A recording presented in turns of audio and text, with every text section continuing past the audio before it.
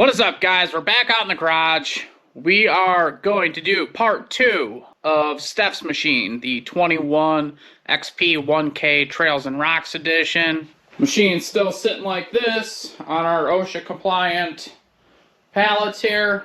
So we got all the parts we need to get the machine back on the ground, which is good because we're getting close to getting the cage for this. And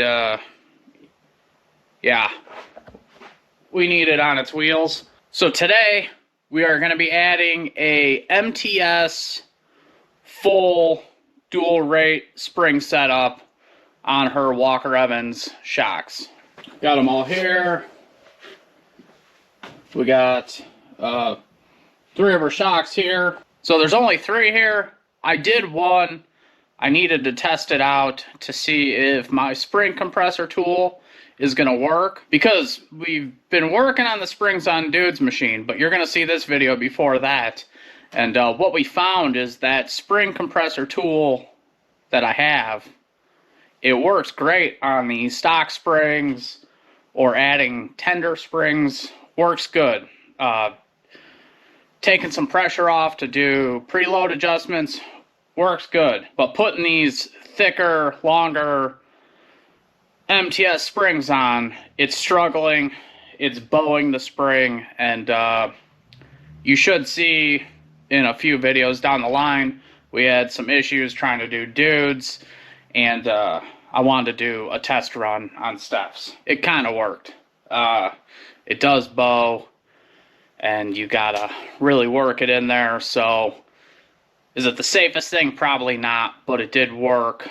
If you don't know, I'm using the Eastwood spring compression tool. This guy here. It's one of those situations where it's probably not the right tool for the job, but it is a tool for the job. It does work. It's a little sketchy. So the kit comes with new mains, new tenders. You get new sliders, which I think are Eibach, yeah. And you get crossover rings. Here's the front, the rears. All your instructions are here. You just scan that with the QR code with your phone, and they have really nice instructions. While we're at it, we're adding this set of PRP Limit straps to the front of her machine. But really, the driving force for doing this to her machine is ride quality. So compared to the Pro XPs, it's pretty rough. So we're hoping doing the spring kit will help the handling of her machine. I know from being in the passenger seat of it, on some rougher trails, it's you know, it jars you around a little bit. And I definitely notice it when I'm editing videos. When I edit the riding videos, watching her machine from Dude's camera, it just, I don't know, it looks like a shoebox just going down the trail. So this will hopefully give her a little bit more of a plush ride, and hopefully restore some of the ride height. I know the MTS sets don't go off of a physical number, it goes off of axle angle. So a little more ride height, hopefully. I'm assuming hers was sagging a little bit. I honestly didn't measure it, but you know, after having it for a year, and I think she's got 1,000 miles, I'm assuming there's some sag to it. This is a simple project. It's all a matter of having a spring compressor, and I guess for us, it's having the right spring compressor. Yeah, we'll get this set done. If it starts to bow, I'll show you what I'm talking about. I mean, it's doable. You kind of just have to work it on there. And if you're more interested in seeing a set like this go on a Pro XP, hold tight. We will have a video on that. So we're gonna start tearing out one of the rear shocks. We're gonna get the bump stop moved up out of the way.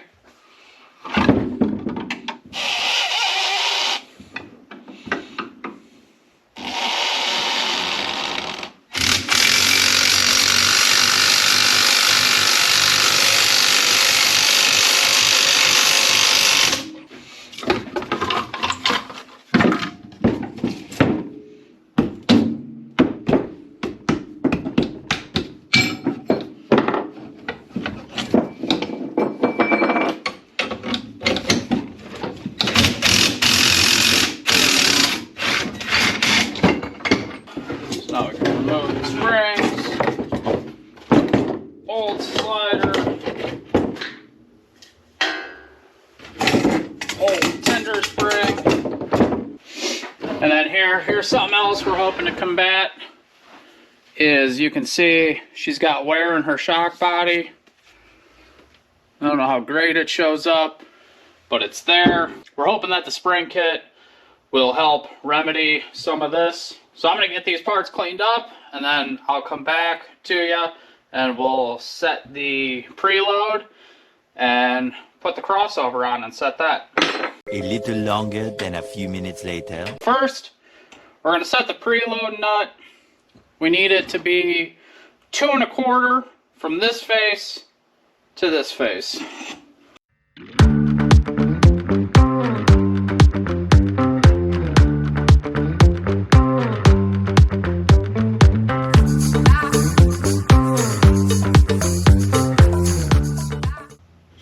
Alright, 2 1/4.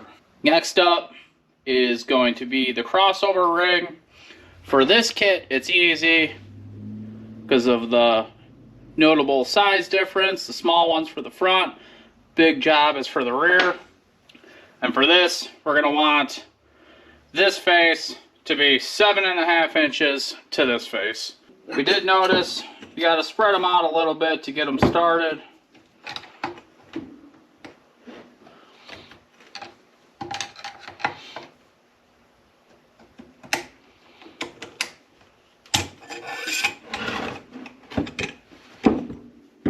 Now that we got it started, we're just going to run it down till we hit our 7.5 inch measurement.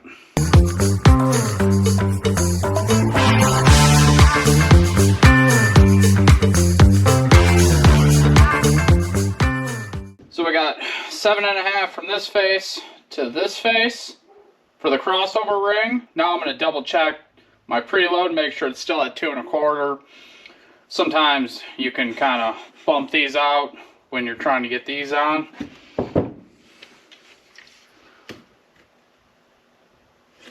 And it's like a 1/16 off, so we'll get that back to 2 1/4. Alright, there we go. Then we're going to add one of the provided screws. It's a 7/64 Allen wrench. We'll snug the crossover ring down. Alright, so we're ready to stack it back up. We got the new rear tender here. And here's the old rear tender. Quite a size difference. Not just in height, but also the coil diameter. This one is a lot thicker.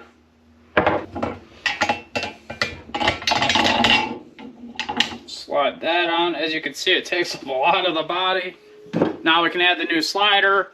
It's obvious only one of these is going to go on for the rear. This one's going to be way too small. So we'll put that on, short side up. And we're ready for the main. Everything's labeled like this, so there's no confusion. So here's the size difference. MTS is a little shorter on this one. The coils, the diameter of the coil seems to be a little thicker. So we're going to put the rear main spring on now.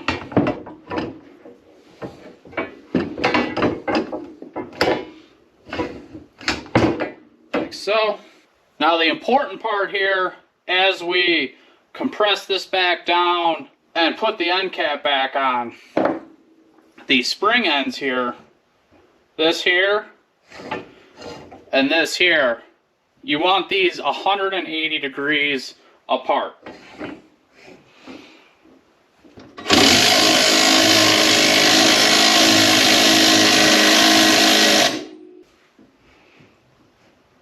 Make sure that's at 180.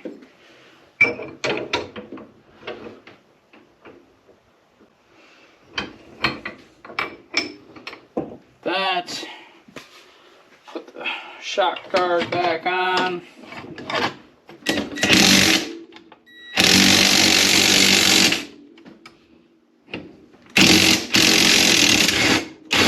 Well, this tool definitely fits these shocks better than it does the Pro XP.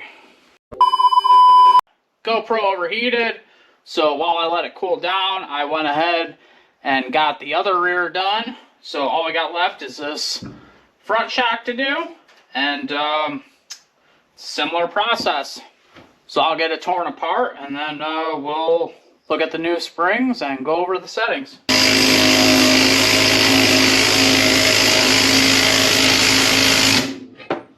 And I forgot about the bump stop. Just gotta get that moved.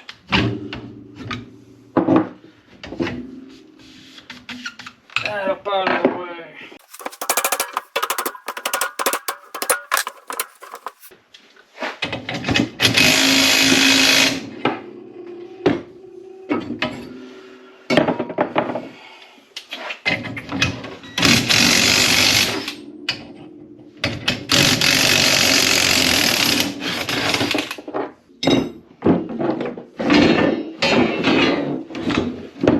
So unlike the regular razors, the Trails and Rocks comes with one spring. Show you the MTS stuff. So here's the factory guy. Here is the new MTS main.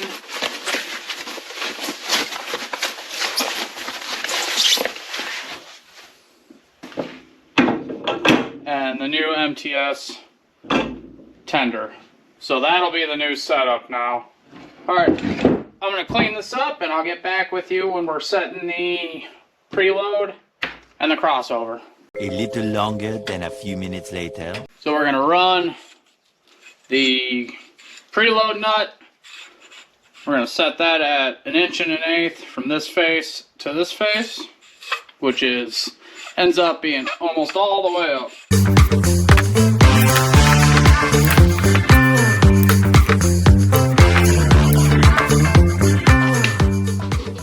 Got that set. Next, crossover ring.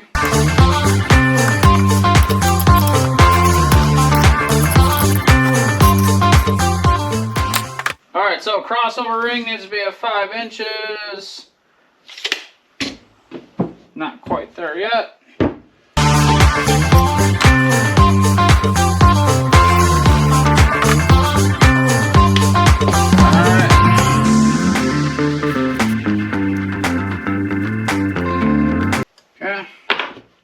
Double check the preload. Looks good. We're ready to stack this bad boy back up. Just like we did on the rear.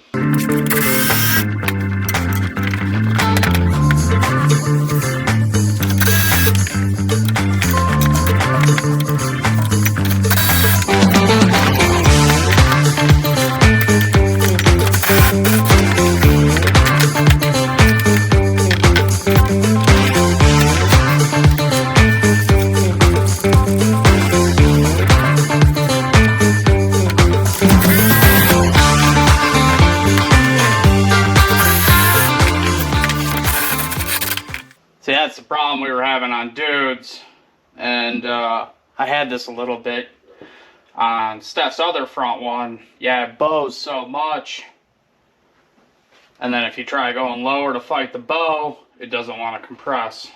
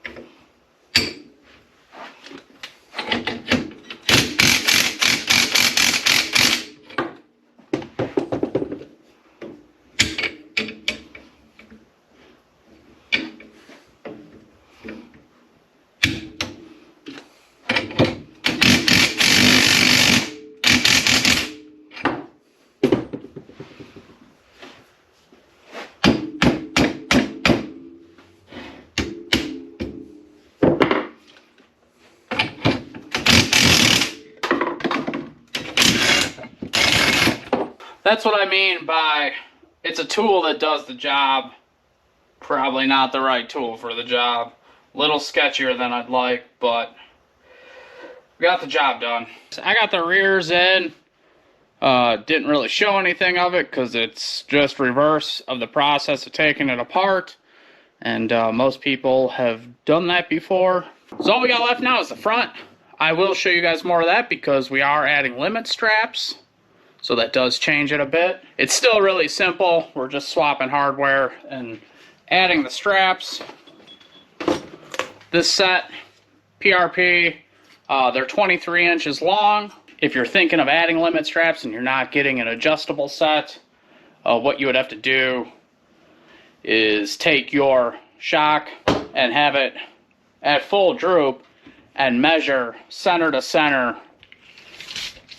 on the eyes. So from here to here, so that measures out to 25. You get 23 to account for a little stretch, and then you want the limit strap to stop the shock an inch before full extension. This will help save your shocks from the constant slamming down to full extension and your CVs as well. We'll slide her up, and then we're going to use one of the new bolts.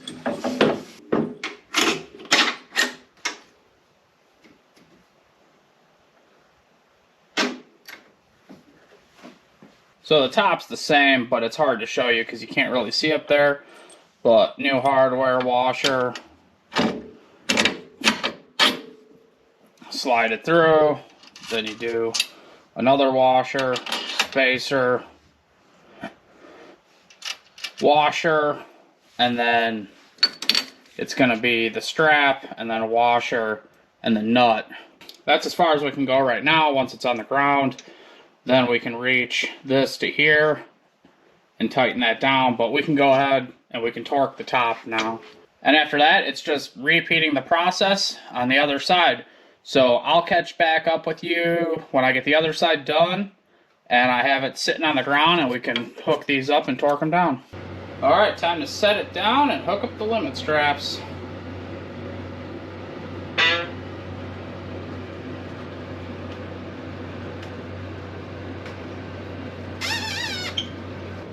Gotta roll it a little, get it to settle.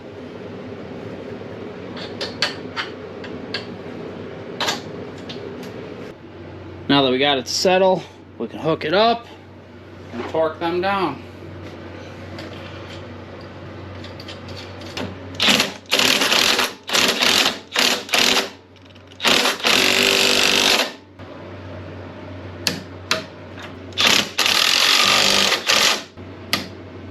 Spring kit is kind of done, for now at least. Normally you would drive the machine a little bit back and forth, get the suspension to settle, and then you would check your axle angle, which is supposed to be at 14 degrees in the front and back, and they give you ±1 tolerance for both. But that's not something we can do for a couple reasons. First reason, this machine is getting a cage, and I want to be able to check it with the new cage because it's gonna be heavier. So I could do the adjustments, but then once the cage goes on, then I'd be doing it again. So I'm just gonna wait. This machine's kind of stuck right now until we get the cage. Let me show you.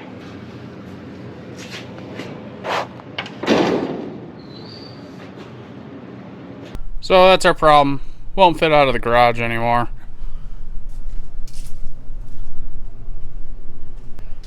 Now it's not a problem I'm actually worried about. I knew this was gonna happen going into this. But I also knew she's getting a new cage that's gonna be dropped. So that'll be problem solved.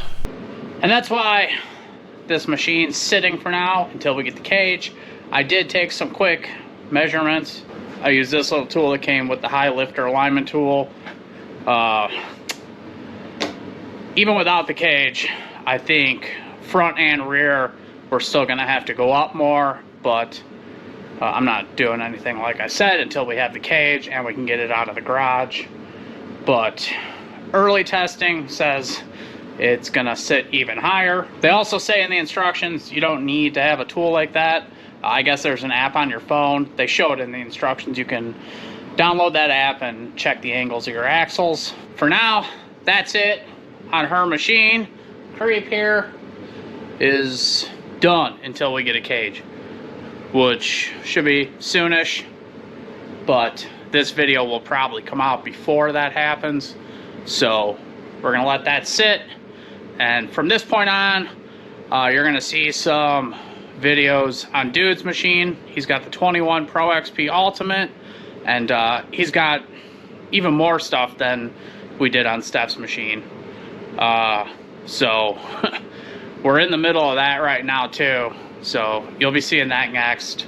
He's got a lot of changes on his machine we did and are continuing to do, so it's gonna be fun. There is some changes on my 2020 Pro XP. Nothing as crazy as Steph and Dude did, but a couple. So that's gonna be it for this one. Thank you for watching. Make sure you like, subscribe, comment, and I'll catch you in the next one. Peace.